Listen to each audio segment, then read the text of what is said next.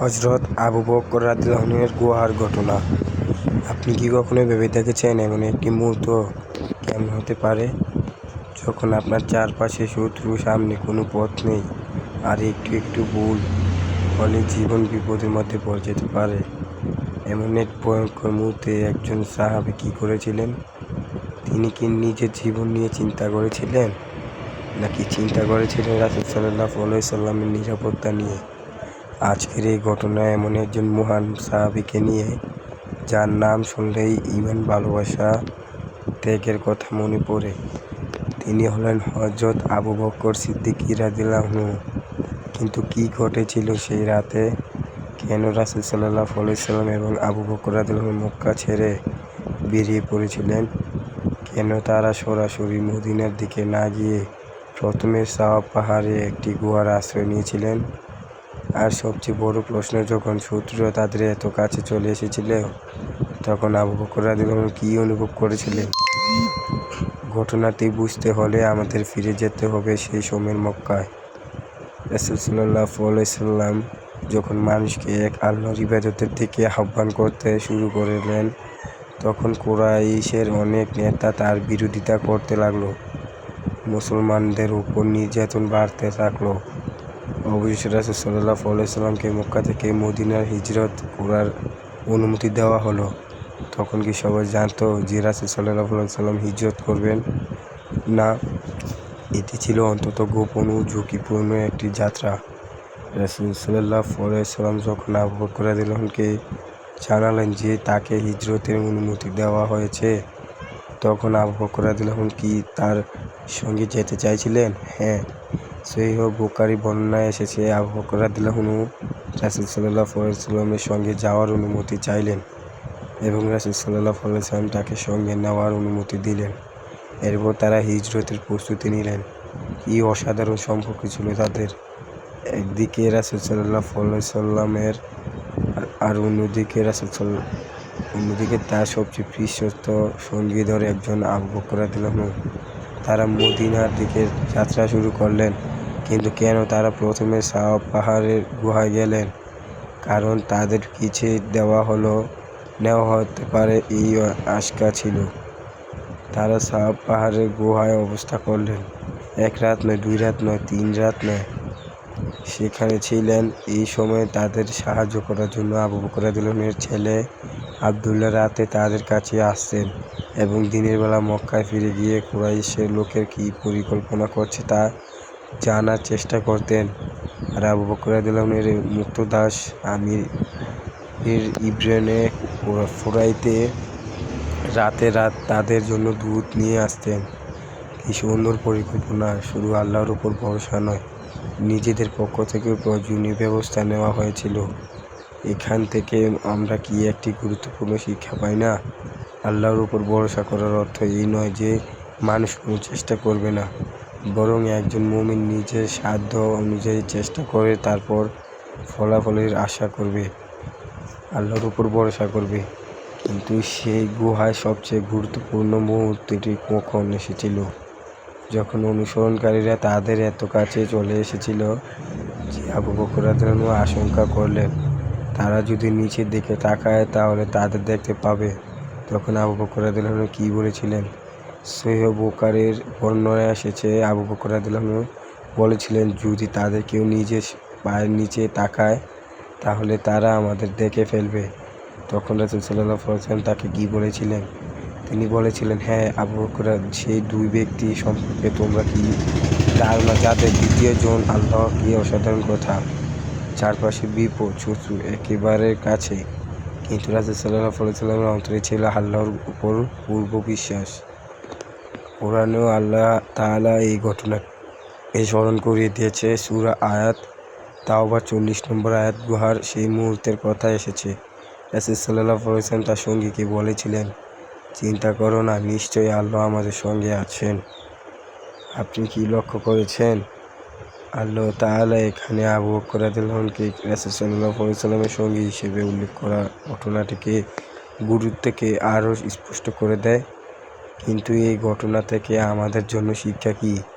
প্রথম শিক্ষা, বিপদের সময় ভয় পাওয়া মানুষের স্বাভাবিক বিষয়, কিন্তু ভয় না আমাদের আল্লাহর উপর ভরসা থেকে দূরে না সরিয়ে দেয়। দ্বিতীয় শিক্ষা, আল্লাহর উপর তাওয়াক্কুল করার পাশাপাশি নিজের দায়িত্ব পালন করতে হবে। রাসূল সাল্লাল্লাহু আলাইহি সাল্লাম কি কোনো প্রস্তুতি ছাড়াই বেরিয়ে পড়েছিলেন? না, পথের জন্য প্রস্তুতি ছিল, বাহনের ব্যবস্থা ছিল, পথ প্রদর্শকের ব্যবস্থা ছিল এবং নিরাপদ পথ বেছে নেওয়া হয়েছিল। সহিহ বুখারীর বর্ণনায় এসব প্রস্তুতির বিস্তারিত তথ্য পাওয়া যায়। দ্বিতীয় শিক্ষা, সত্যিকারের ভালোবাসা শুধু মুখের কথায় প্রকাশ পায় না। আবু বকর রাদিয়াল্লাহু আনহু সাল্লাল্লাহু আলাইহি সাল্লামের পাশে ছিলেন বিপদের সময়।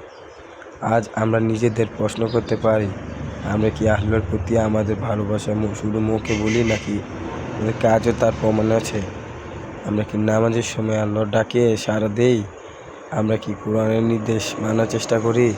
আমরা কি বিপদের সময় আল্লাহকে স্মরণ করি? আর আমরা কি অন্য মানুষের বিপদে পাশে দাঁড়ানোর চেষ্টা করি? আবু বকর রাদিয়াল্লাহু আনহুর জীবনে আমাদের শেখায়, ঈমান শুধু কথা নয়, ঈমানের সঙ্গে ত্যাগ, বিশ্বাস, দায়িত্ব এবং ভালোবাসাও জড়িয়ে আছে। তাহলে সেই গুহার অন্ধকার রাত থেকে আমরা কি নিয়ে ফিরব? ভয় নয়, হতাশ নয়, বরং একটি বিশ্বাস, আল্লাহর সাহায্য সবচেয়ে কঠিন সময়ে আসতে পারে। আমাদের জীবনে হয়তো সাওয়ার পাহাড়ের মতো কোনো ঘটনা আসবে না, কিন্তু আমাদের প্রত্যেকের জীবনে ছোট ছোট বড় শিক্ষা আসবে। কখনো পড়াশোনার চাপ আসবে, কখনো পরিবারের সমস্যা আসবে, কখনো কোনো বিষয় নিয়ে মন খারাপ হবে, কখনো মনে হবে সামনে কোনো পথ নেই। তখন কি আমরা ভুলে যাব যে আল্লাহ আমাদের দেখছেন না? আমরা মনে রাখবো যে আল্লাহ রাসূল সাল্লাল্লাহু আলাইহি সাল্লাম ও আবু বকর রাদিয়াল্লাহু আনহুকে সে কঠিন পরিস্থিতিতে সাহায্য করেছিলেন। তিনি আমাদের অবস্থাও জানেন। তবে তার মানে এই নয় যে আমরা চেষ্টা ছেড়ে দেব। আমরা চেষ্টা করব, দোয়া করব, সঠিক পথে থাকবো এবং ফলাফল আল্লাহর উপর ছেড়ে দেব। আজকের ভিডিওটি থেকে যদি একটি কথাও মনে রাখেন, তাহলে এই কথাটি মনে রাখুন, বিপদ যত বড়ই মনে হোক, আল্লাহর সাহায্যের চেয়ে আর বড় নেই। আর যখন চারপাশে কেউ নেই বলে মনে হবে, তখন একজন আছেন যিনি সব দেখেন, সব জানেন এবং সব কিছুর উপর ক্ষমতাবান। হে আল্লাহ, আমাদের আবু বকর রাদিয়াল্লাহু আনহুর মতো সত্যবাদী, বিশ্বস্ত, ঈমানদার হওয়ার তৌফিক দান করুন। আমিন। আমাদের বিপদের সময় ধৈর্য দিন, আমাদের অন্তরে আপনার উপর পূর্ব ভরসা সৃষ্টি করুন, আমাদেরকে সত্যের পথে অটল রাখুন। আমাদের জীবনের প্রতিটি সিদ্ধান্ত আপনার সন্তুষ্টিকে অগ্রাধিকার দেওয়ার তৌফিক দিন। আমিন। তাহলে আমরা কি এই ঘটনা থেকে শুধু একটি ঐতিহাসিক ঘটনা শুনে চলে যাব, নাকি নিজের জীবনও এর শিক্ষা গ্রহণ করব? আবু বকর রাদিয়াল্লাহু আনহুর জীবনে আমরা কি দেখতে পাই? আমরা দেখতে পাই বিশ্বাস, দেখতে পাই বিশ্বস্ত, দেখতে পাই দায়িত্ববোধ, আর দেখতে পাই রাসূল সাল্লাল্লাহু আলাইহি ওয়াসাল্লামের প্রতি গভীর ভালোবাসা। তিনি শুধু কথায় ভালোবাসার দাবি করেননি, কঠিন সময়ে সেই ভালোবাসার প্রমাণ দিয়েছে। তাহলে আজ আমরা আমাদের নিজেদেরকে একটি প্রশ্ন করা উচিত, আমরা তার রাসূল সাল্লাল্লাহু আলাইহি সাল্লামের প্রতি ভালোবাসার দাবি করি, কিন্তু আমাদের কাছে কি তার কোনো প্রমাণ আছে? আমরা কি সত্য কথা বলি? আমরা কি আমানত রক্ষা করি? আমরা কি বাবা মায়ের সঙ্গে ভালো আচরণ করি? আমরা কি নামাজকে গুরুত্ব দেই? আমরা কি বিপদের সময় ধৈর্য ধরতে পারি?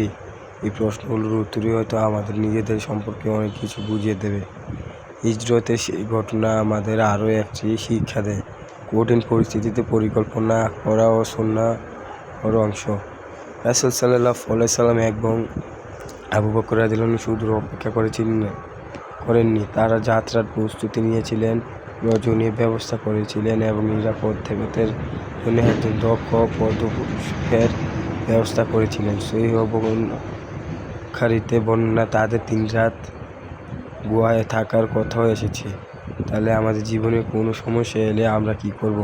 হতাশ হয়ে বসে থাকব? না, আমরা চেষ্টা করব, সঠিক সিদ্ধান্ত নেব, বিশ্বস্ত মানুষের পরামর্শ নেব, দোয়া করব আর ফলাফল আল্লাহর হাতে ছেড়ে দিব। কারণ তাওয়াক্কুল মানে চেষ্টা ছেড়ে দেওয়া নয়, আর তাওয়াক্কুল হলো নিজের দায়িত্ব পালন করে আল্লাহর উপর ভরসা করা। আর সেই ঘটনা আমাদের মনে করিয়ে দেয়, মানুষের চোখে যখন পরিস্থিতি অসম্ভব মনে হয়, তখন আল্লাহর সাহায্য অসম্ভব সুন্দর। আজ হয়তো আমাদের কোনো গুহায় লুকাতে হবে না, কিন্তু জীবনের বিভিন্ন সময়ে এমন পরিস্থিতি আসতে পারে যখন মনে হবে আমি একা, তখন মনে রাখবেন আল্লাহ আপনার অবস্থা জানেন, আপনার কষ্ট জানেন, আপনার দুশ্চিন্তা জানেন, আপনার চেষ্টা জানেন। তাই বিপদের সময় শুধু মানুষের উপর নির্ভর না করে আল্লাহর দিকে ফিরে আসুন। নামাজ পড়ুন, দোয়া করুন, সৎ পথে থাকুন আর ধৈর্য ধরুন। আবু বকর রাদিয়াল্লাহু আনহু এই ঐতিহাসিক সফর আমাদের শেখায় একজন সত্যিকারের মুমিন বিপদের সময় ভেঙে পড়ে না, বরং আল্লাহর উপর ভরসা করে সঠিক পথে থাকার চেষ্টা করে। তাহলে আজকের ভিডিওটি শেষ করলাম আগে আপনি নিজেকে একটি প্রশ্ন করুন, আমরা জীবনে যদি কঠিন কোনো পরীক্ষা আসে তখন কি আমি আল্লাহর উপর ভরসা রাখতে পারি? আমি কি নিজের দায়িত্ব পালন করতে পারি, ধৈর্য ধরতে পারি? আমি কি সত্যি পথে অটল থাকতে পারবো? যদি উত্তর হ্যাঁ হয়, তাহলে আজ থেকে সেই চরিত্র গড়ে তোলার চেষ্টা করুন। কারণ বড় পরীক্ষা আসার আগে ছোট ছোট পরীক্ষার মধ্যে দিয়েই মানুষ নিজেকে প্রস্তুত করে। হে আল্লাহ, আমাদের অন্তরকে ঈমান দিয়ে শক্তিশালী করুন, আমাদেরকে সত্যবাদী করুন, আমাদেরকে আমদার করুন, বিপদের সময় ধৈর্য ধরার ক্ষমতা তৌফিক দিন, আমাদেরকে আপনার উপর সুন্দরভাবে ভরসা করার তৌফিক দিন। আর সাহাবাদের কিয়ামতের জীবন থেকে শিক্ষা নিয়ে নিজেদের জীবনকে সুন্দর করার তৌফিক দিন। আপনার কাছে এই ঘটনাটি সবচেয়ে গুরুত্বপূর্ণ শিক্ষা কোনটি? কমেন্টে জানাতে পারেন। আজকের এই ঘটনা আমাদেরকে মনে করিয়ে দেয়, সত্যের পথে থাকলে পরীক্ষা আসবে, কিন্তু আল্লাহর উপর ভরসা হারানো যাবে না। হযরত আবু বকর রাদিয়াল্লাহু আনহুর জীবন থেকে আমরা শিখি একজন মুমিনের আসল পরিচয় প্রকাশ পায় কঠিন সময়ে। তাই আসুন আমরা শুধু এই ঘটনা শুনে থেমে না থেকে যাই, বরং নিজের জীবনে এর শিক্ষা বাস্তবায়ন করার চেষ্টা করি। আল্লাহ আমাদের সবাইকে সত্যের পথে অটল রাখুন, ঈমানের সঙ্গে জীবন কাটানোর দিন এবং সাহাবাদেরকে আমার জীবন থেকে শিক্ষা নেওয়ার তৌফিক দান করুন। হে আল্লাহ, আমাদের সব গুনাহ ক্ষমা করুন, আমাদের পরিবারকে হেফাজত করুন এবং আমাদের দুনিয়া ও আখিরাতে সুন্দর করে দিন। আমিন ইয়া রাব্বাল আলামিন। আজকের মতো এখানেই শেষ করছি। আল্লাহ হাফেজ। আসসালামু আলাইকুম ওয়া রাহমাতুল্লাহি ওয়া বারাকাতুহু।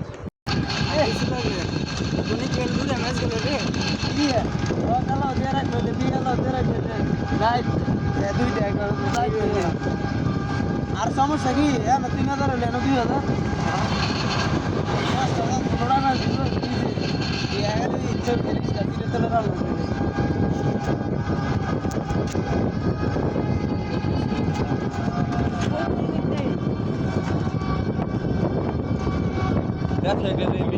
ব্যবসা দিও আমরা গরিবরা কি করি? টিয়া হইলে টিয়া নষ্ট করলাই বেটা টিয়াটা আগে বুড়ে না, আগে বেটা টিয়াটা দিয়া একটা ইয়া করে ওইটা হইলে বেটার আর একটা টিয়া পাই বেটা করে ব্যবসা টিয়া হইলে